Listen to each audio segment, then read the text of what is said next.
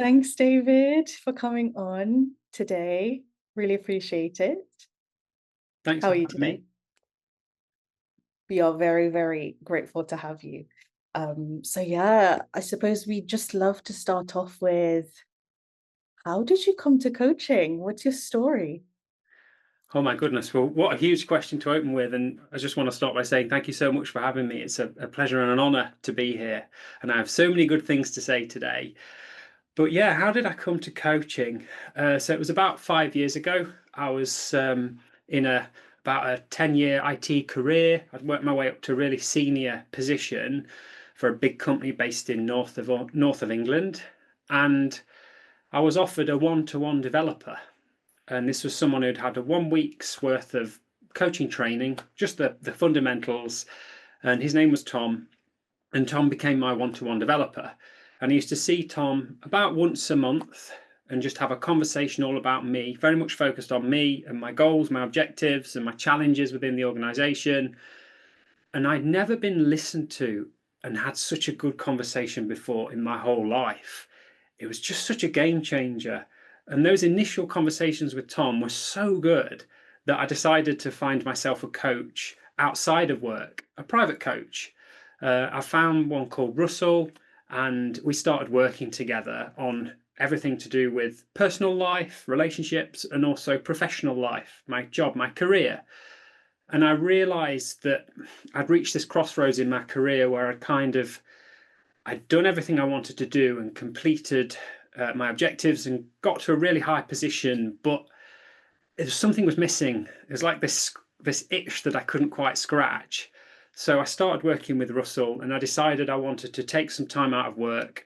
I went on a 4 month sabbatical, and then eventually, after my sabbatical, decided I want to go for even longer. So I finished that job, which I loved, and I went on a whole year traveling around the world in order to figure out what I wanted to do. But it all began with the conversations with Russell, which were just so transformative, where I just felt so able to speak openly and like hear myself think out loud. So Mm. that's where it began. Oh, wow. And in that 4 month sabbatical, what were the realizations, the further realizations that kind of led, actually, I wanted to take this longer? Yeah. So back then, prior to my sabbatical, I was someone who was typically afraid to spend any amount of time on my own. And I always needed either colleagues or friends around me. And I felt quite nervous, quite uncomfortable in my own company. So I knew that I needed to lean into that. And I knew I needed to do something about it. And when I asked for my sabbatical from work, I Mhm. genuinely agreed with work that if I didn't like it, I'd be able to come back a couple of weeks after it started. But luckily, I went over and did some volunteering in France, and then I started going to hostels, moved over from France to Spain and then Croatia, and I went through the Balkans. And I just developed this confidence in meeting people and resourcefulness. I realized how resourceful I am when I'm out and about on my own. But most importantly, more importantly than any of that, I realized that I can actually be quite comfortable and enjoy just being in my own company. And I don't always need people around me in order to feel happy. So that was the huge realization I had whilst traveling. And the other side of it was I realized that it got a lot better when I let go of the need to control everything that was going on around me. So having a vague plan for the day with lots of room for changes and spontaneous meetings of people and activities that were unplanned was a much better philosophy for traveling than having a fixed itinerary with no room for flexibility. Because, as you know, AD, when you're on the road, things just go wrong all of the time. And you've booked 3 travel connections, the first one fails, and then you stood at the side of the road wondering how you're going to get to where you need to get to. But rather than that being a nightmare, which it was at first, I realized that you could turn that into an opportunity. Who else am I going to meet at the bus stop? What relationships can I build? What conversations can I have? And what might that then lead to? So it was quite a paradigm shift, you could say, over those Wow. 4 months. Wow, wow. And oh my gosh, all that happened in the 4 months as well.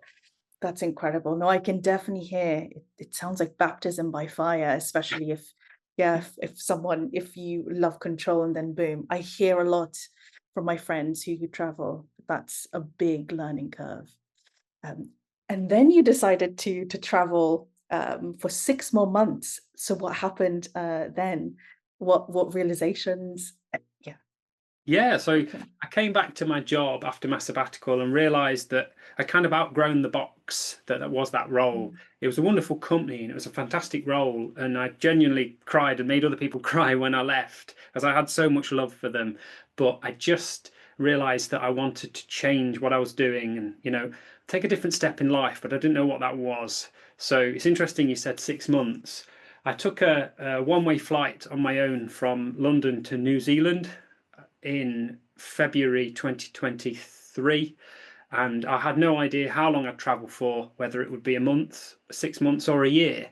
I just took that one-way flight. I had a visa in my hand for New Zealand, a 12-month visa, and I thought, well, let's see what happens. And with that mindset, the trip started off well, and then it got better and better and better.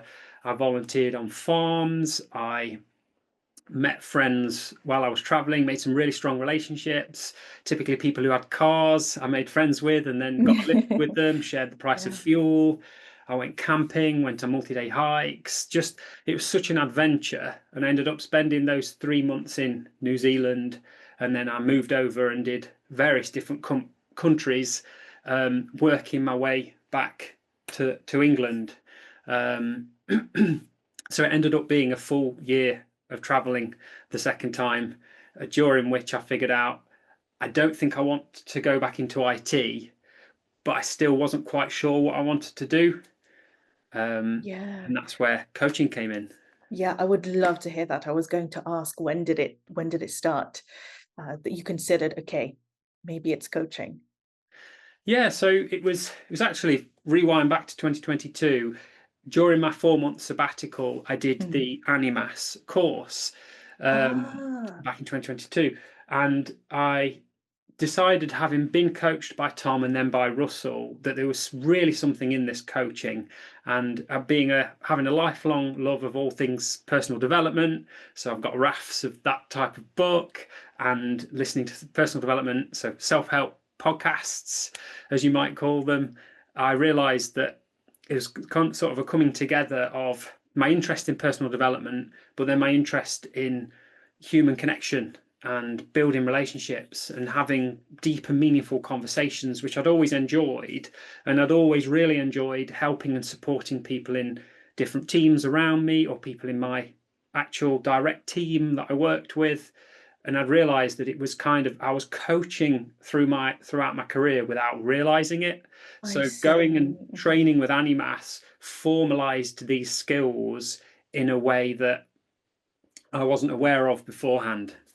I see. So, oh, I didn't know that. So you were doing the training whilst you were traveling, essentially. That would be really interesting to ask. I'd love to hear later on about how you juggled that. But I'm curious. So it sounds like the coaching has always been a part of what you're doing and you loved it. Were there any doubts before signing on and deciding I want to train as a coach? Were there any, or were you quite, yeah, sure that you wanted to train? Definitely, that's a great question, AD. So I'm typically quite an overthinker, and I consider Mhm. things in great detail. It takes me ages to make a decision. um, and with signing up for the course with Animas, the process was no different. I researched lots of different providers, and then I had to decide how I could justify spending what was quite a big investment on the course. I had lots of doubts and lots of concerns, as it was something completely new to me. I'd only just discovered Animas as an educational provider. Um, you could say it was a leap of faith doing that Mm, course. So, I was about to enter a 4 month sabbatical with no salary, it was unpaid. And then so I'd need to fund myself through my sabbatical. And on top of that, I added on the coaching diploma. So it was quite a financial investment that I was making in myself through the travel and through the course, all at the same time. So I was obviously quite nervous, understandably, about paying for the course and the travel. Um, but fast yeah. forward, it turned out I didn't need to have those nerves at all. Yeah, absolutely. Time, kind of, making decision, yes, I am going to invest by traveling and then also this Animas course. Was it the coaching sessions or what was the thinking around that after the research and everything? Do you remember the dialogue in your head? Yeah, yeah. So I like I say, researched different providers. I knew I wanted to do a coaching course of some Got it. description, so I had that. That was a yes. But then, in terms of making the decision, I researched different providers. I figured out that there were these accreditations that coaching courses could have. So Animas really stood out to me as at that time it was the only training provider that was accredited by all three of the main major coaching organizations. So instantly there was a tick in the box there. And then when I went on, I think I went in on three in total introductory Ah, sessions mhm. from three different providers, and a couple of them were okay, but then the Animas one just stood out by far and away. It was miles ahead. Not only did I really enjoy it, and I learnt lots in that hour or so, I just remember connecting with other people in the chat and, you know, started building a relationship. And it turns out that one of those other people who was on that introductory session with me that day ended up signing up as well. So we already Oh, had met by the time we started in our cohort, started training 2 or 3 months later. oh, that's so nice. Yeah, I totally know what you mean. That was my experience too. So it makes such a difference to have that community choosing a course. I would love to ask about then your student experience, especially you were doing it whilst you're doing your travel. I mean, how was it? How did you juggle the traveling and the learning? Yeah, great question. I mean, the biggest challenge of training on the whilst traveling, whilst being on the road as a backpacker, was finding a quiet place to sit where I wasn't interrupted with a decent Wi-Fi connection. Um, that wasn't always easy. So I was volunteering sometimes in homestays and on farms. And because Animas had given me all the dates of the course in advance, I knew roughly where I needed to be and where I was going to be on those days. So I ensured in advance I'd got somewhere where I'd got maybe a private room or at least a quiet private area within the building I was staying in. And fingers crossed that the Wi-Fi was good, and then it ended up being good enough for the course. I don't Yeah. recall any significant dropouts. And then everyone on the course found it amusing that every time I tuned in, every time I connected, I was in a different place with a different background. So, Amazing. everyone on the course was traveling with me vicariously. I love But that. it worked really well. And the best part of it was going around in hostels, I was just meeting new people day in, day out. And some of them I'd travel with for several days or even a couple of weeks. And what was good was I was able to practice some of the coaching skills I was learning from the course straight away. Sometimes the evening after I'd finished the course, the training, I'd be sat there, in a hostel discussing with someone and having a conversation and practicing active listening skills or asking open questions or reflecting back what they'd said. And people were starting to say to me, "This is the best conversation I've had in years," or "This is the best conversation I've ever had." And I Yeah. suddenly realized there's something in this. And that was just after like module one. Yeah, that's incredible. And thank you for sharing that because that's actually really good for everyone to hear that it's straight away. Because I think I don't know if you had this concern at the very beginning that finding clients is the most daunting thing, but actually, could you share if you have tips? How did you, even start the conversation, or did you frame it as a coaching conversation, or maybe it was just you started the open questions just naturally? Yeah, so Yeah. great Mhm. question. Great question again. So, kind of a mixture is the answer. Mm, So, mhm. in terms of finding actual clients to get the hours up to qualify to pass the course, I what was really helpful was the WhatsApp little group that we were in, which was like a subsection of the cohort. We were all put into these little groups. I think they called them triads. And Yeah. in my triad, the people in there were lovely. So we did a lot of reciprocal coaching. You coach me, I coach you sessions, and then they knew a number of friends of their own, and it's not always appropriate to coach your best friend, but their friends who were open to coaching were open to being coached by me, and vice versa. My friends were open to being coached by them because there was no connection there. So that was really useful. And then in terms of, gaining other private clients initially, thinking back, there were some colleagues and people I was working with, or colleagues from the past. I've always enjoyed making friends with people I've worked with. I meet up with them now, people I've worked with like over 10 years ago. And some of those were happy to help me and support me and become a client. So we had a connection, but they were now working in a different organization. So they felt comfortable to share with me all of their challenges, for Mm. example. So practice clients came from anywhere and everywhere. And I then love while I that. was traveling, it was more, I'd say, more informal, not framing it as a right, this 1 hour is a coaching session, more just practicing the skills I'd learned and getting used to, like a playground for coaching skills. I love that that's the emphasis, because sometimes it that's absolutely practice as well. And with coaching, it gets so better because it's such a practical skill. So thanks, David. Um, then, what were any standout moments during the training to you, or maybe um, your biggest learnings, or things that you didn't know that was a part of it that you were going to learn, and then it's just completely, whoa, changed the game. Yeah. Goodness me, we could go for an extra 2 hours on this. Yeah. I have so many good things to say about Animas. I really do. But I think to pick some standouts, one of the things I gained from the course, which I didn't really realize I would, coaching, it's helped every area of life. It's like it's positively impacted personal relationships with friends, with family, with my partner, because we're able to have these deeper conversations. Because sometimes your mum, I'm going to give the example, sometimes my mum needs, a coaching conversation, and I'm able to have that coaching conversation with her, even though she's my mum, and help her think something through if she's got like a big decision she's trying to make, or she's just trying to figure out how to approach a project or a conversation with another member of the family. So using the skills I've learned in coaching by withholding my judgment, my advice, my assumptions, and kind of parking everything I want to say, Mum, go and do this.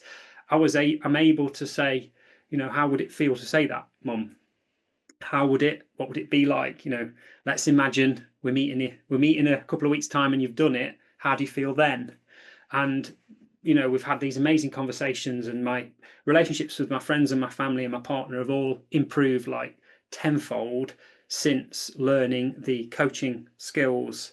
So that's been one of the unexpected benefits from it.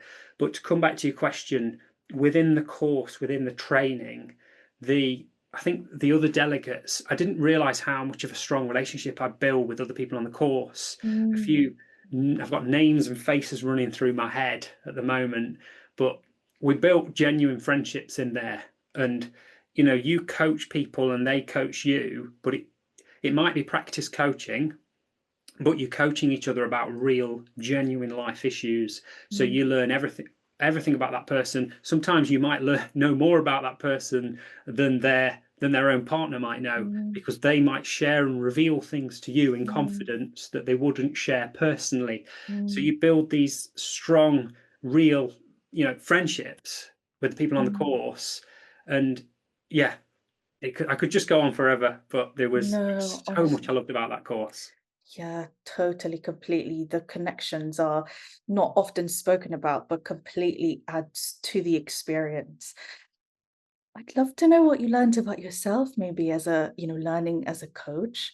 Does anything come up? Your biggest learning about you? Yeah, one of the most powerful exercises in that whole course was when they get to do an activity where you listen to someone else speak for 50, I think it was 15 minutes, and you don't have permission to speak back, but you can nod, you can be present, you can listen, you can use facial expressions, but you can't make any noise. As the person listening, it feels like the longest 15 minutes ever.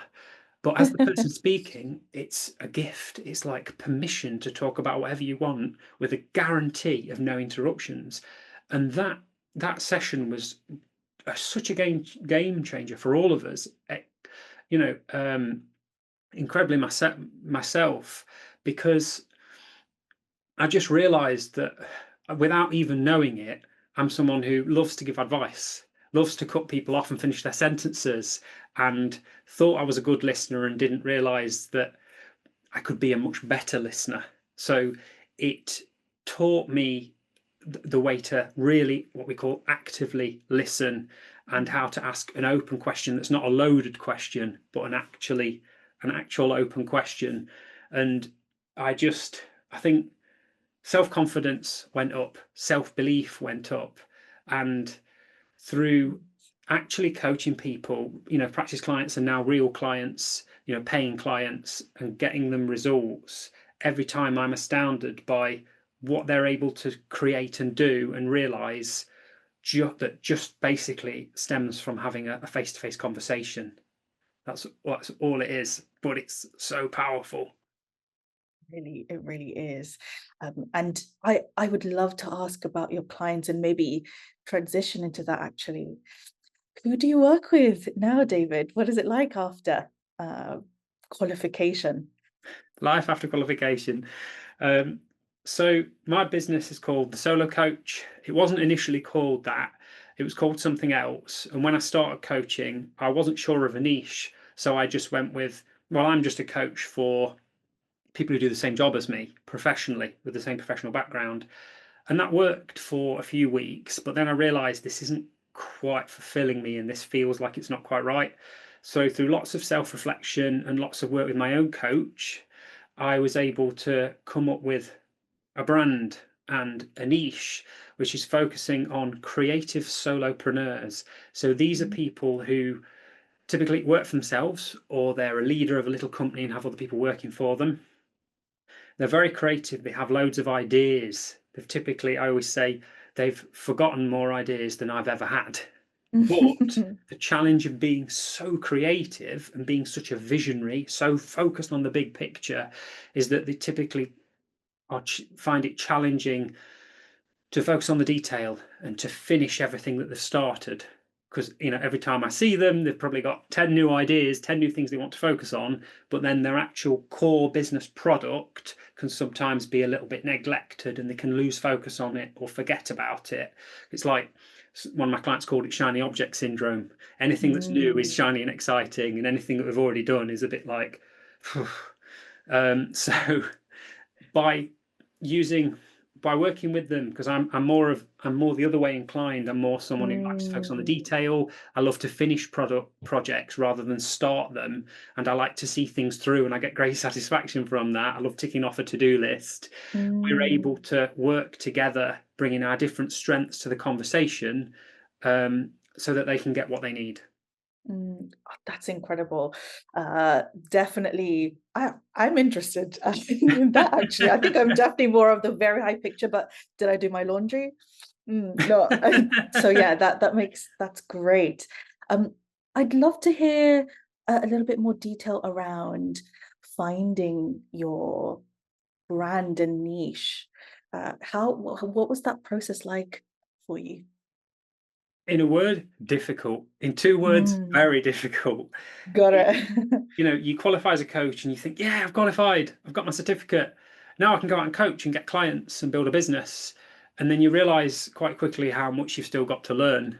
The more it's like I think they call it the Dunning-Kruger effect. The more you learn, the more you realize how much you've got left to learn. So it's been a proper learning curve. And the first 8 months of this year, when I was fully self-employed as a coach, was incredibly difficult, as I had to work my way through branding, sales, marketing, advertising, self promotion, creating a package, and then working out how much it would cost, pricing it correctly, appropriately, and then going out there and selling it to people, and then converting prospects into clients, doing social media.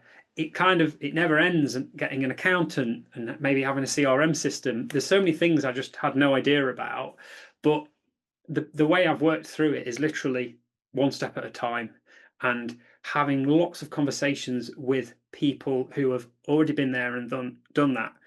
one of my mentors from years ago said, if you want to find out what it's like to go on a journey, ask the people who are coming back. So speak to Mm, people who have already done the thing you want to do. So I've got the vast majority of my connections on LinkedIn are other coaches who have mm, got further than me and are more further ahead than me. Because what I found about coaches, especially Animas trained ones, they're so open to sharing, and they love just, speaking to another coach who's just qualified and telling you about some of their challenges, what they've learned along the way, so that you can benefit from the mistakes they've learned and the lessons they've been taught themselves. You can benefit from them and not fall into all of those traps. And I've still fallen into many and made lots of mistakes, but now I'm, in a way, through my podcast, I'm trying to share with other people what mistakes I've made so that they can hopefully not make the same ones, and they can, have reach their destination more quickly with less setbacks. absolutely. Yeah. Learning from others who've done the same. Absolutely game changer. And then, so did you also work with coaches? Were there any books that you found really useful? Yeah, what was that like? Do you have any suggestions, I suppose? Yeah. Mhm. Yeah, so in terms of books and media, I mean, when I started on the Animas course, there was a reading list, and I paid some of the fee in a certain way that allowed me to be eligible for free book selection back Ah, then. So I was sent some books, and I gradually read my way through, I think, all but one. There's one I've not finished yet. It's a really big one. But the books that were provided by Animas and recommended were really, really good. Thinking back, things like The Prosperous Coach by Steve Chandler was really good. Time to Think by Nancy Klein, particularly the first 90 pages, are so, so good. And there's one by Claire Pedrick as well. That rings a bell. Simplify coaching, I think. Mhm. Simplifying Coaching, the Mhm. white and orange one. And I've lent these books around so many times to become all dog-eared, and some of them have got lost in the lending process. But I'm a great fan of read it and then share it, you know, um, rather than letting it collect dust on a bookshelf. But yeah, the books have been really helpful. Speaking to other coaches has been amazing, particularly people who are also in my triad. So people on my cohort, they've built their businesses at a similar time to me. I'd say pretty much all of them have built their businesses faster than me. I've lagged behind, but the benefit of lagging behind has been that I've watched them and I've observed and seen what's worked and maybe what's not worked. And then I've been able to tune, kind of create my own path off the basis of observing them. So I'd say, don't feel bad. I always used to feel bad that I was not the first to do everything, and I was always like the last, getting last placed at sports day, what it felt like. But in reality, by not rushing to be the first, like I say, I was able to watch, say, 5 other people make websites and then pick out the things from their websites that I liked and then create my own in my own way that felt personal to me. So Absolutely. so that was good. Amazing. Thank you. That's so useful. And what I'm also hearing is that maybe there's a theme around being immersed and being surrounded, how that's very helpful when you're first starting out. Would you say that that's right? Being surrounded by coaches and just really being in the coaching world. Yes, definitely. Yeah. I think it's Tony Robbins who says, you become a reflection of the 5 people you spend the most time with in your life. And what I've found is doing things like going to business networking events for small business owners in my area, which is Leeds, has been incredibly valuable, both from the perspective of there are some coaches always in the room, and I always make a beeline towards them because I believe in collaboration over competition, and they tend to as well.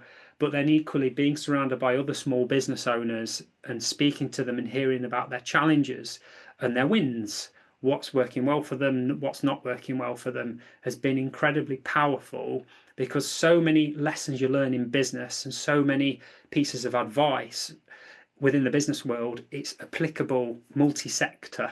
What Mm, someone with a small golf events business is doing is actually probably going to be quite similar to what someone with a coaching business is doing. In many ways, there'll obviously be differences, but you can learn a lot from each other. So I go to business networking events not only to try and hopefully build relationships and meet new prospective clients, but also to just listen and learn and look and see what's being discussed and maybe what the challenge of the current season is and how everyone's recommending focusing it. And I've found the more open and honest I've been, particularly with people who've been in business for decades, the more helpful they've been to me because they've really wanted to help me. People want you to succeed because they want to associate with success. Because if one of Mm. us in that room succeeds, typically we'll all succeed, is what I've Um, found.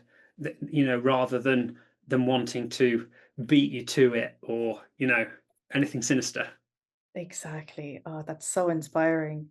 And David, I really want to tap into your genius because I think with your niche and your focus and strength in looking at the details and finishing it, because I think a lot of coaches probably are quite um, they probably have the shiny syndrome. So, what is your advice for people who are starting and they're studying that draws on your strengths? Basically, does that make sense? So, what does looking at the detail mean? The structure? Yeah. What would your advice be? It's funny, asking a coach for advice when like the number one rule of coaching when you coach by the ICF book is to, withhold advice unless absolutely necessary. Um, but that said, what advice? I'm going to look at it through the lens of what I know now that I wish I would have known Mhm. at the beginning.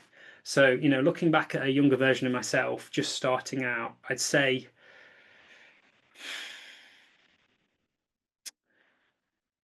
persistence is key. Persistence is key. Trying things, learn from your mistakes, learn from your failures. It, you know, getting out there on social media, creating your own content, it's going to feel awkward. It's going to feel nervous. You're going to be concerned about who's listening, who's watching, who might be offended, who might laugh. I was so worried when I started out with social media that, friends and family were going to berate me or, say nasty things. And none of that happened. People were really supportive, people were really excited. What I found by following my own little venture, which was a side hustle and then became a full-time venture, people actually the people who want to know about it will follow you and will be inspired and might reach out and say, "Oh, you've got me thinking. I want to do my little business venture as well." And they'll genuinely be a supporter and possibly a lifetime fan. And then the people who aren't interested and don't like it, they'll either not interact and not make any comment, or they might make one comment once, but then that's it. So the worst case scenario, what I feared, people judging me or making assumptions and me sabotaging my whole career by talking about coaching on social media has absolutely not been the case. So I say your worst fears seldom materialize. And then in terms of selling coaching, in terms of, getting clients and building a brand, I'd say it's as much about how much you believe in yourself and your product and your ability to deliver as it is about all the other stuff. You can have the shiniest website, you can have all of the coaching qualifications and certificates, which are still really important, and you can have loads of followers and you can have beautiful posters and merchandise with your brand on. But at the end of the day, people will believe what I found, people will believe in you and your ability to make changes in their life as much as you believe in yourself and your own ability.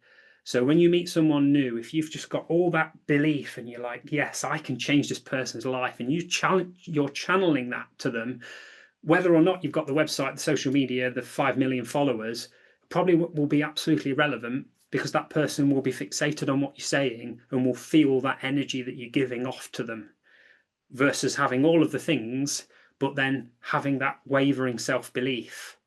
And that gives off mixed energy and it can be as much of a turn off as it is a turn on. Wow, that is incredible advice. Thank you so much, David. Wow, self-belief, and I can imagine how what that journey is like to get to that space. That it's I don't know if it happens overnight. I don't know what you think about that, but that's such incredible insights. Thank you so much. Is there anything else that you really want to share to everyone who's going to listen to this? Yeah, before we end. Um, I'd say just to pick up, self belief, self confidence. It doesn't come overnight. It takes a long time to cultivate, and I still have a lot of self doubt, and still, moments where I feel, scared, nervous, unsure of myself and my offer and my business. But then I just come back to, my client testimonials. Remind, if you need to read their testimonials and speak to the people you've already worked with and remind yourself of the changes they've made in their life as a result of the work that you've done with them. And that can reconnect you and kind of ground you again as a coach, particularly as a newly qualified coach, as to, I've got this, it works, and I can believe it because you've facilitated those outcomes. They wouldn't have done it on their own. You've been there, you've been present with them, so you can feel good about yourself. And if you need to, reconnect with that self-belief, I have to do it all the time. And I've spoken to pro Mm, coaches who do as well. So, mm. um, but yeah, it's been fabulous coming on, and I would love, if anyone would like to find out more, I would love you to come over and have a listen to my podcast. Hopefully, we're going to put a link down in the show notes. Yeah, absolutely. Thank you so much, David. It's been so lovely. And yeah, I'm wishing you a great day. Thank you. Thanks, Adi. Okay, bye.